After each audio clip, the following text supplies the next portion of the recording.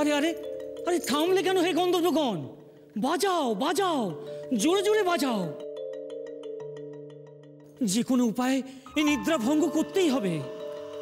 কিন্তু দেবর্ষি, গজাননের তো নিদ্রা ভঙ্গ হওয়ার কোনো লক্ষণ দেখছি না। উপরন্তু আমাদের সঙ্গীতে বিঘ্নেশ্বর আরো গভীর নিদ্রায় আচ্ছন্ন হচ্ছেন। দেবর্ষি, কি করব আমরা? নারায়ণ নারায়ণ, এ কি বিপদে পড়লাম প্রভু। বিঘ্নেশ্বরকে তো জাগ্রতই করা যাচ্ছে না। পেয়েছি, বিঘ্নেশ্বরকে জাগ্রত করতে পারে একমাত্র কোনো বিঘ্ন। আর বিঘ্নেশ্বর তখনই বিঘ্ন নাশ করার জন্য জাগ্রত হবেন। কিন্তু বিঘ্ন সৃষ্টি করবে কে?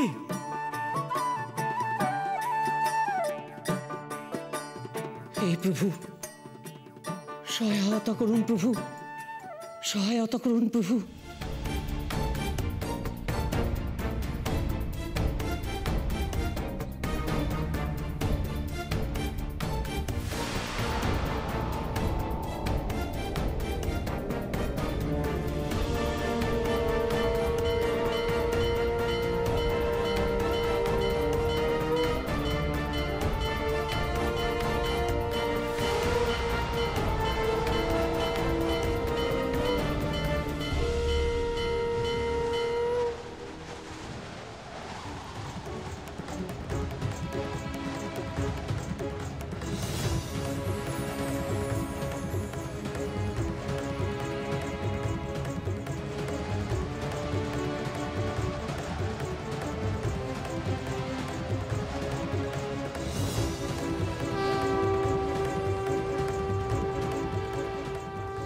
রক্ষা করুন হে বিঘ্নেশ্বর, রক্ষা করুন হে রক্ষা করুন হে বিঘ্নেশ্বর, রক্ষা করুন।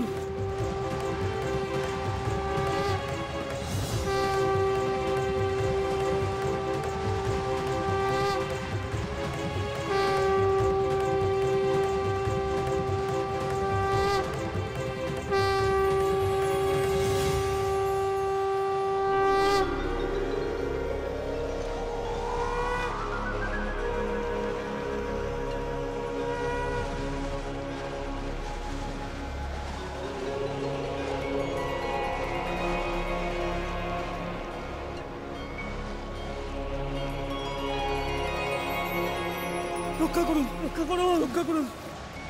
सर्वं स्थूलतनु गजेन्द्रवदनं लम्बोदरं सुन्दरं खर्वं स्थूलतनु गजेन्द्रवदनं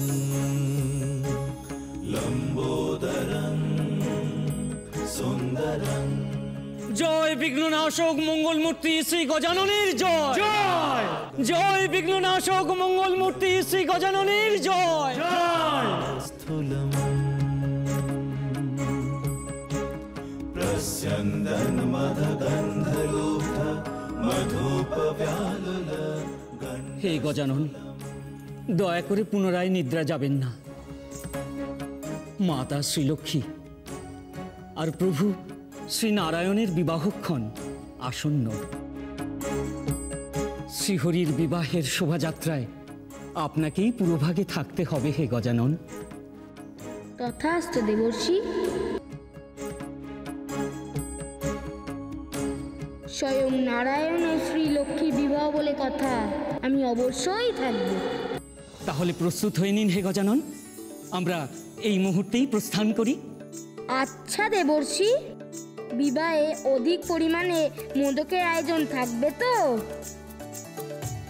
অবশ্যই প্রভু, অবশ্যই।